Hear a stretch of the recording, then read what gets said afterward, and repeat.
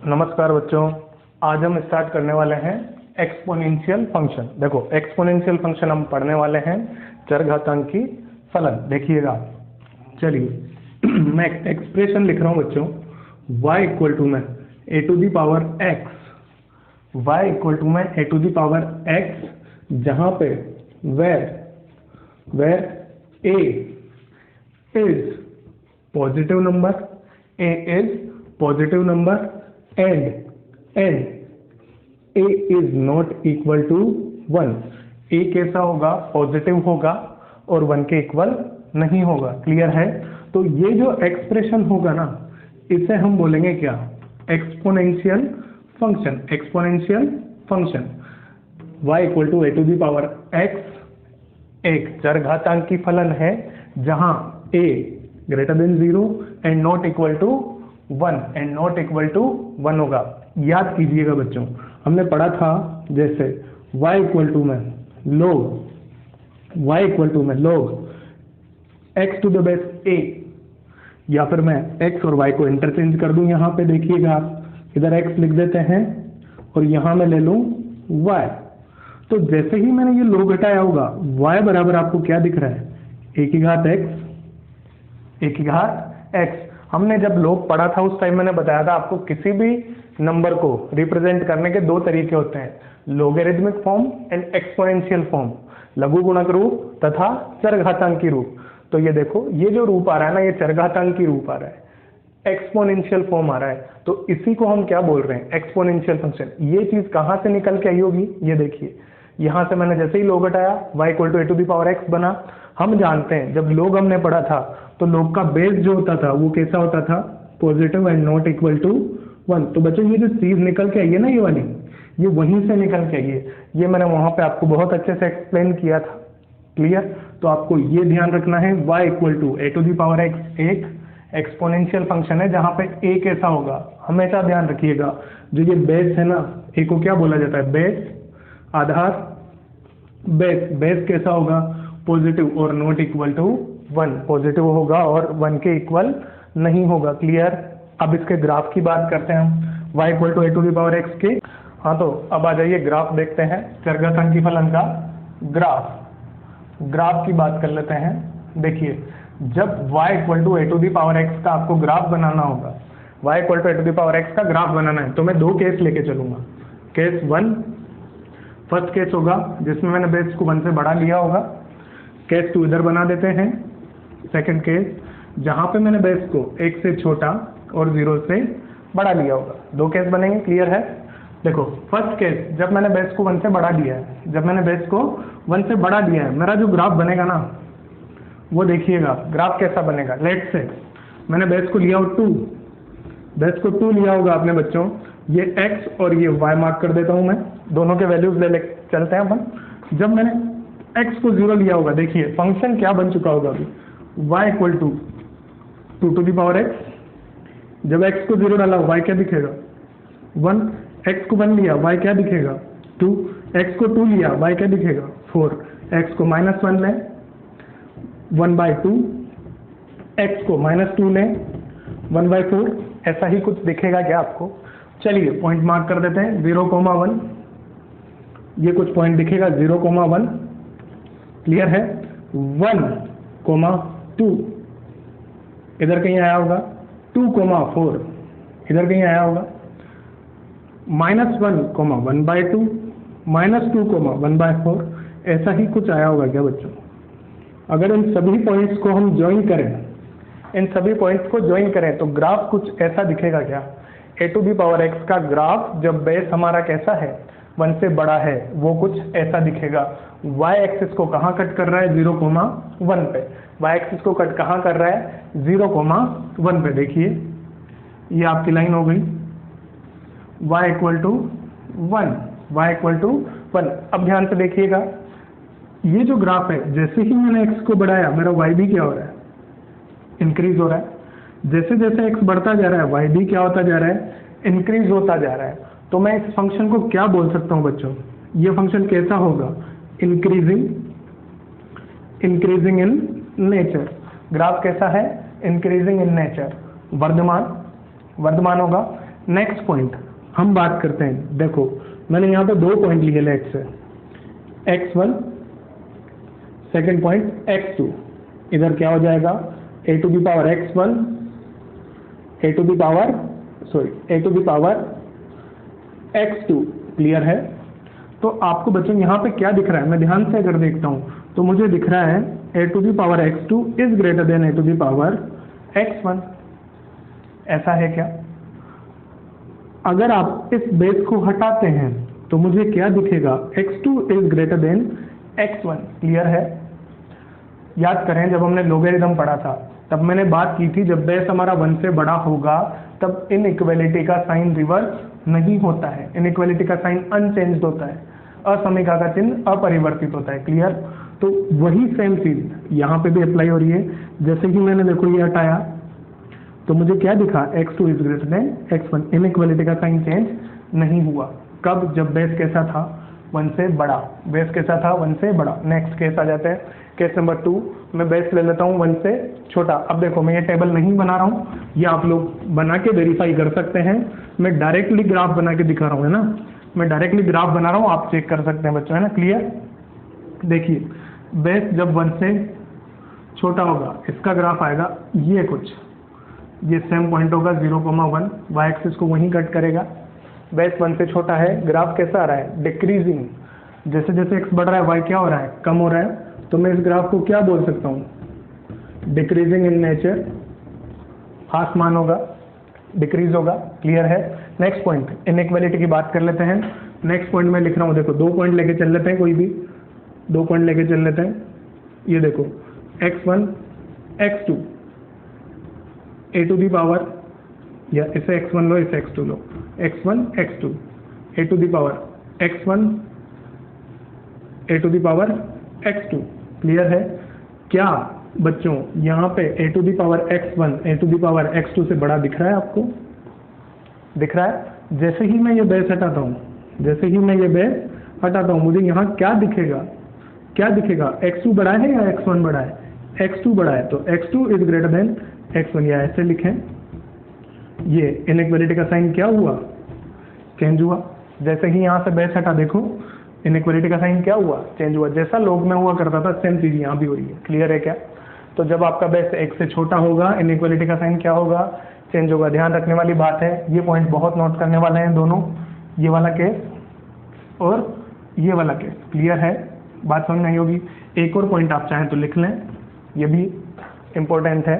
देखिए मैंने लिखा अगर a to the power x1 is equal to a to the power x2, अगर ऐसा कुछ दिया जाए, बशर्ते बेस आपका 1 के इक्वल ना हो, बेस आपका 1 के इक्वल ना हो, तो आप डायरेक्टली बोल पाएंगे कि x1 बराबर क्या होगा, x2 होगा। अगर दोनों जगह बेस सेम है तो उनकी पावर्स को भी क्या होना पड़ेगा, सेम होना पड़ेगा। आधार समान है तो उनकी घातों को भी समान होना पड़ेगा, क्लियर। बेस को मैंने क्या लिया, 1 के इक्वल नहीं लिया। अगर बेस को 1 ले लिया होता, देखो 1 की पावर x1 1 की पावर x2 दोनों हमेशा इक्वल आने थे, दोनों हमेशा ही इक्वल आने थे। तो इसलिए हमने यहाँ पे शर्त क्या रख दी कि 1 आपका 1 ना हो, 1 आपका सॉरी a आपका 1 ना हो। बात समझ नहीं होगी, क्लियर। लिखें फटाफट, क्वेश्चन ले रहा हूँ मैं अब इस पे। हाँ तो आ जाइए अब क्वेश्चन देखते हैं। फर्स्ट क्वेश्चन देखिए आप, फर्स्ट क्वेश्चन देखो। फर्स्ट क्वेश्चन में मुझे क्या लिख रहा है, 2 की power x - 1 3 to the power 2 4 to the power 2 और 3 to the power under root x - 1। देखो मैं इसे ऐसे लिख दूं, 2 to the power x - 1 dot 3 to the power 2 is equal to, मैं 4 को 2 बना रहा हूँ, 2 टू दी पावर 2 2 इंटू 2 4 बन जाएगा क्या बच्चों। देखो 2 का स्क्वायर पावर 2 इंटू 2 4 बन जाएगा, क्लियर है। Dot 3 to the power under root x - 1 upon 2, ये पूरा अंडर रूट के अंदर है, क्लियर है, ऐसा लिख दो। अब ध्यान से अगर आप देखेंगे तो आपको 2 भी दिख रहा है बेस में और 3 भी दिख रहा है, 2 भी दिख रहा है और 3 भी दिख रहा है। तो दोनों साइड पे मैं लिख रहा हूँ, दोनों साइड साइमल्टेनियसली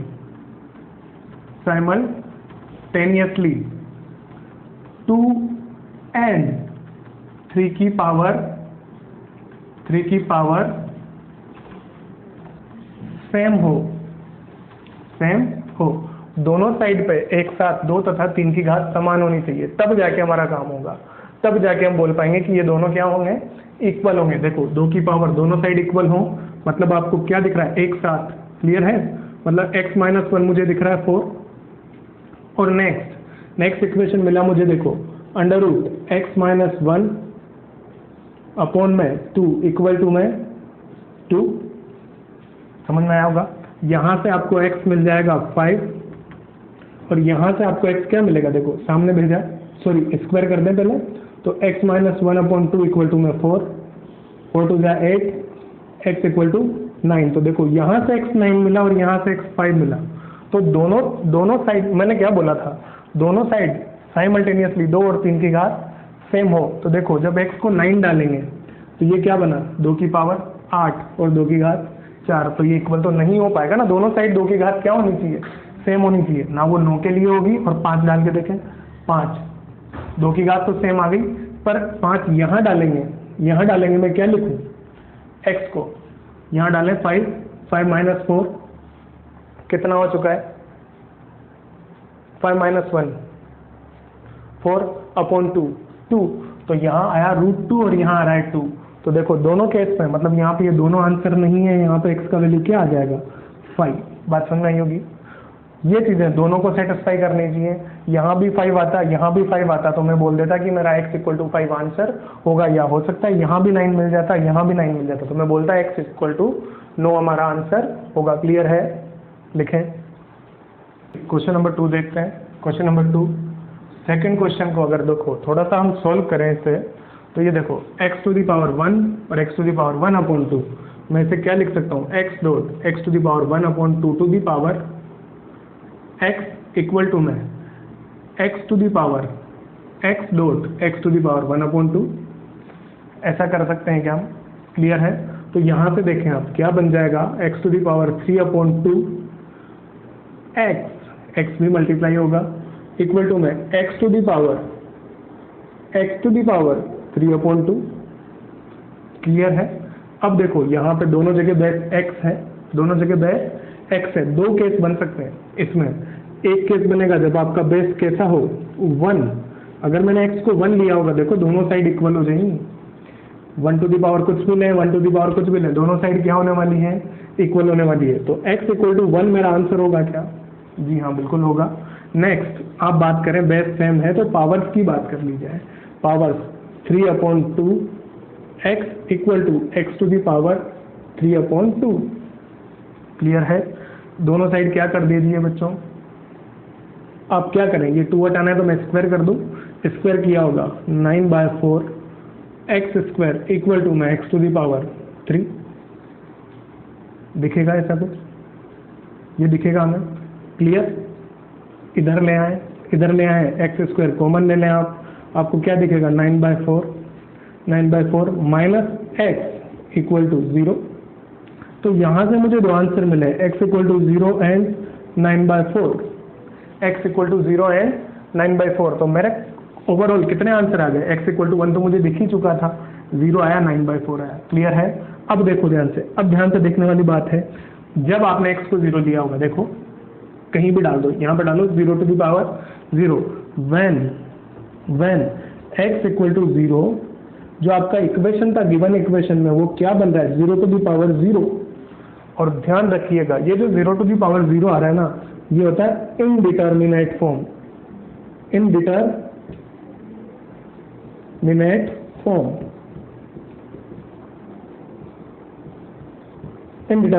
ये हम पढ़ेंगे किसमें, लिमिट्स में इसको अच्छे से बात करेंगे। बाकी जब 0 की पावर 0 आएगा, आपका कोई आंसर नहीं निकल पाता, इसे हम डिटरमाइन नहीं कर सकते, इसका वैल्यू हम नहीं निकाल पाते। क्लियर है? तो आपका फाइनली आंसर क्या मिला? फाइनली मेरा आंसर आया x belongs to 1 and 9/4। Clear है? समझ में आई होगी बात? समझ में आई होगी? लिखें फटाफट। नेक्स्ट क्वेश्चन ले रहा हूँ, क्वेश्चन नंबर 3। थर्ड क्वेश्चन देखते हैं। देखो थर्ड क्वेश्चन में लिखा हुआ है, ये बेस और पावर दिया हुआ है। देखिए मैं लिखूँ x minus 2 to the power x square minus 3x plus 2 equal to में 1। क्लियर? अब देखें 1 के इक्वल कब हो सकता है? देखो आप लोग जानते हैं, किसी भी नंबर की पावर में अगर 0 हो, किसी भी नंबर की पावर में अगर 0 हो, आंसर क्या आता है हमेशा 1 आता है। तो फर्स्ट केस में ले लेता हूँ कि मैंने पावर को क्या लिया, पावर को क्या लिया 0, पावर को 0 बना दें। या फिर देखो a to the power x, let से ऐसा कुछ लिखा हुआ है, इसे मुझे 1 लाना है ना, यही केस बनेगा ना। तो मेरा अगर पावर मेरी क्या हो जाए 0 हो जाए, पावर 0 हो जाए, तब भी आंसर क्या मिलेगा 1 मिलेगा। या फिर मैं a को 1 डाल दूँ, 1 की पावर आप कुछ भी लें, हमेशा आंसर 1 ही आएगा। तो ये जो बेस है ना आपका, इससे भी आप क्या रख सकते हैं 1। ये दो केस बनेंगे यहाँ पर, पावर 0 बेस 1, दोनों केस मैंने ले लिए, क्लियर है। या तो पावर 0 हो या बेस 1 हो, और वाला केस है, क्लियर।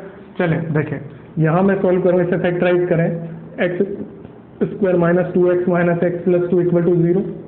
क्या कॉमन ले लूँ, x कॉमन लूँ, x माइनस 2 माइनस 1 कॉमन लूँ, x माइनस 2 इक्वल टू 0। क्या दिखा बच्चों, x इक्वल टू 2 एंड 1, दो आंसर आए, x 2 और x 1। इसे आप सोल्व करें, मॉड्यूलस हमने पढ़ा हुआ है, x माइनस 2 इक्वल टू में प्लस माइनस 1, क्लियर। यहाँ से दो चीज़ें बनी, एक बार -1 के इक्वल रखें, एक बार +1 के इक्वल रखें। देखो जब -1 लिया होगा, x माइनस 2 इक्वल टू -1, क्या दिखेगा x इक्वल टू 1। जब x माइनस 1 को आपने x माइनस 2 को 1 के इक्वल लिया होगा, x इक्वल टू 3 आपको दिखेगा, क्लियर, क्लियर है।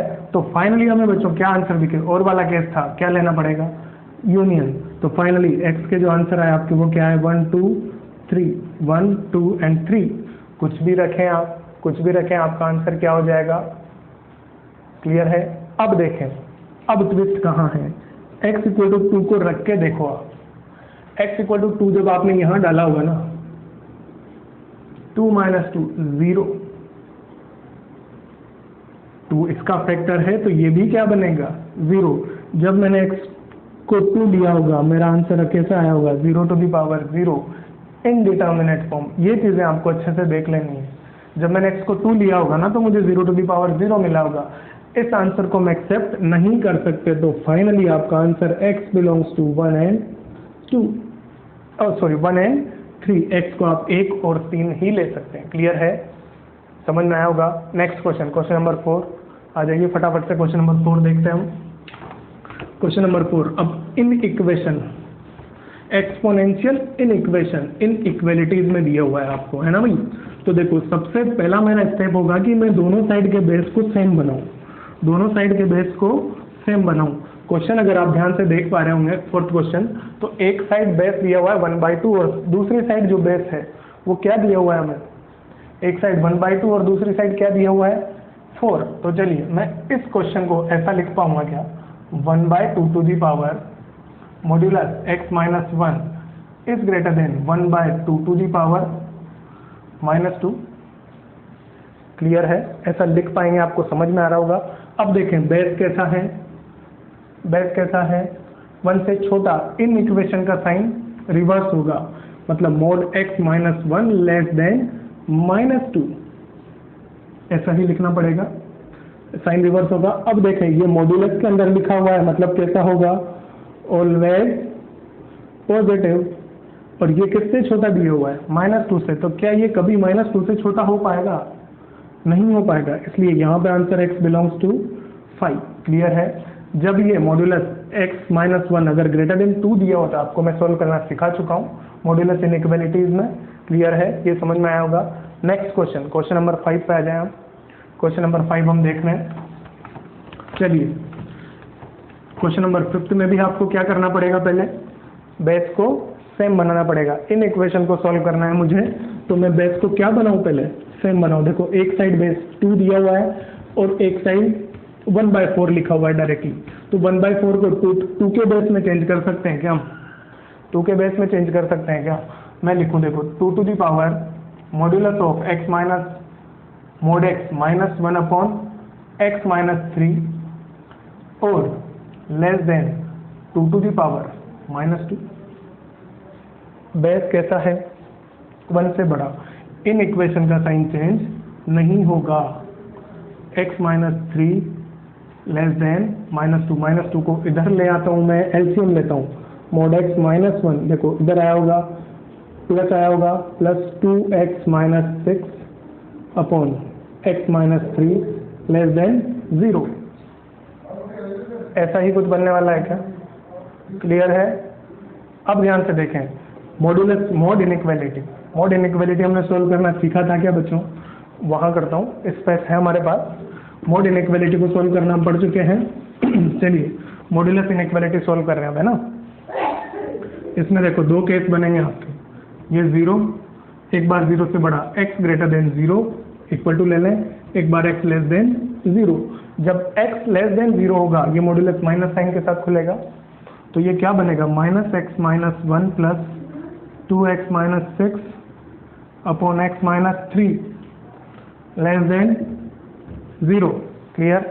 यहाँ क्या बन जाएगा देखो ऊपर, x minus 7 upon x minus 3 less than 0। इसे अगर सोल्व करना है तो क्या नंबर लाइन पे 3 और 7 को प्लेस करेंगे, प्लस माइनस प्लस, आंसर कैसा चाहिए? माइनस, तो x belongs to finally 3 to 7। Clear है? 3 से 7। अब देखें क्या 3 से 7 इस रीजन में आता है, नेगेटिव वाले पार्ट में आता है क्या? मैं x को मान के चला था 0 से छोटा, तो 3 से 7 तो पॉजिटिव है, तो इन आंसर्स को आप एक्सेप्ट नहीं कर पाएंगे। क्लियर हुआ होगा? नेक्स्ट पार्ट हम इसका सोल्व करें। जब x हमारा कैसा हो, greater than equal to 0, mod कैसा खुलेगा? पॉजिटिव। मोड पॉजिटिव खुलेगा, ये क्या बन जाएगा? x minus 1 plus 2x minus 6 upon x minus 3 less than 0। क्या आया? 3x minus 7 upon x minus 3 less than 0। Number line पे क्या बिठा देंगे आप? 7/3 एंड 3। क्लियर है? कैसा चाहिए? नेगेटिव, प्लस माइनस प्लस, क्या आया होगा? x belongs to 7/3 to 3। देखें क्या वो पॉजिटिव है? पॉजिटिव है, मतलब ये आंसर आपका एक्सेप्टेबल है। ये आंसर आपका एक्सेप्टेबल है। बात समझ में आई होगी बच्चों? क्लियर है? क्लियर है? ये चीज़ कर सकते हैं हम। चलें, ये आपके क्वेश्चन इस पे कंप्लीट हुए, आगे हम कंटिन्यू करेंगे। क्लियर? लिखें।